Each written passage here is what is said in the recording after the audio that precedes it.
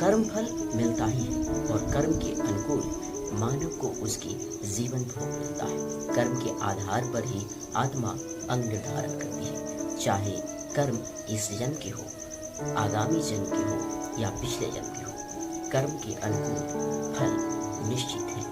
आइए इसे हम एक कहानी के माध्यम से बताते हैं। मैं हूँ आपका दोस्त गौतम। एक बार भगवान शंकर और माता पार्वती एक साथ भ्रमण पर निकले। भ्रमण के दौरान उन्होंने एक जगह पर देखा कि एक तालाब में कई बच्चे तैर रहे हैं और एक बच्चा किनारे पर तालाब के ऊपर बैठा हुआ था और शांत और उदास दिख रहा था। माँ पार्वती ने देखा और भगवान शंकर से इसका कारण पूछा कि सारे बच्चे पानी में तैर रहे हैं जबकि ये बच्चा उदास शांत इस किनारे पर बैठा क्यों है।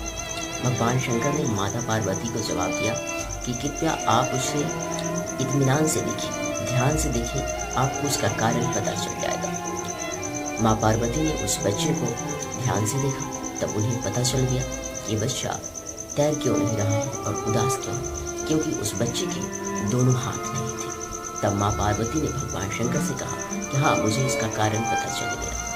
ये बच्चा क्यों नहीं तैर सकता है और उदास क्यों, क्योंकि इसके दोनों हाथ ही नहीं, तो भला ये कैसे तैर सकता है। भगवान शंकर ने कहा हाँ, आप सही कह रहे हैं, इस बच्चे के दोनों हाथ ही नहीं, जिसके कारण से ये उदास है और ये तैर नहीं सकता है।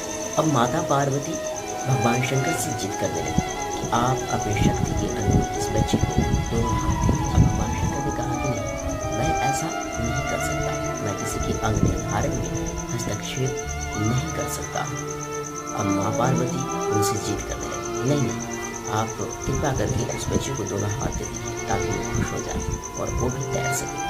भगवान शंकर जिद मानकर माता पार्वती के कहे अनुसार उस बच्चे को दोनों हाथ दे दिए और दोनों हाथ देने के बाद माँ पार्वती और भगवान शंकर वहाँ से आगे निकले। कुछ दिनों बाद फिर माँ पार्वती और भगवान शंकर भ्रमण के दौरान उसी रास्ते से गुजर रहे थे। तब उस दिन माता पार्वती और भगवान शंकर ने देखा कि सारे बच्चे नदी के किनारे हैं, जबकि वो अकेला लड़का जिसे भगवान शंकर ने हाथ दिया था वो तालाब में तैर रहा है। अब माता पार्वती आश्चर्यचकित हो गई और भगवान शंकर ने कहा कि ये क्या हो रहा है कि सारे बच्चे तालाब में नहीं तैर रहे और अकेला ये है कि तालाब में तैर रहा है, ऐसा क्यों हो रहा है, आज उल्टा क्यों हो रहा है। भगवान शंकर ने कहा कि थोड़ी देर रुक जाइए, आपको इसका कारण पता चल जाएगा कि आज उल्टा क्यों हो रहा है। थोड़ी देर रुकने के बाद एक बच्चा जैसे ही पानी में तैरने को गया कि वो बच्चा जिसे भगवान शंकर ने अपनी शक्ति के अनुकूल हाथ दिया था, उस बच्चे को डूबने लगा। अब भगवान शंकर ने माँ पार्वती से कहा, इसी कारण मैं इस बच्चे को हाथ नहीं दे रहा था, मैं किसी के अंग निर्धारण में हस्तक्षेप नहीं कर सकता। उसकी आत्मा उसके कर्म के अनुकूल ही अंग निर्धारण की थी। ये बच्चा भी पिछले जन्म में ऐसा ही कर्म करता था, जिसके कारण इसका आत्मा उसके फल अनुरूप अंग निर्धारण की थी। इसलिए मैं किसी के अंग निर्धारण में हस्तक्षेप नहीं कर सकता। जो जैसा कर्म करता है उसे वैसा फल मिलना तय है। आज की कहानी में बस इतना ही। ये कहानी हमें बहुत कुछ सीख देती है। एक साथ तो ये कहानी हमें ये सीख देती है कि जैसा कर्म करें वैसा फल निश्चित है। आत्मा कर्म के अनुकूल अंग निर्धारण भी करती है।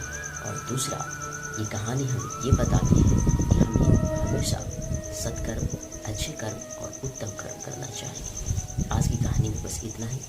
फिर मिलेंगे अगली कहानी को लेकर।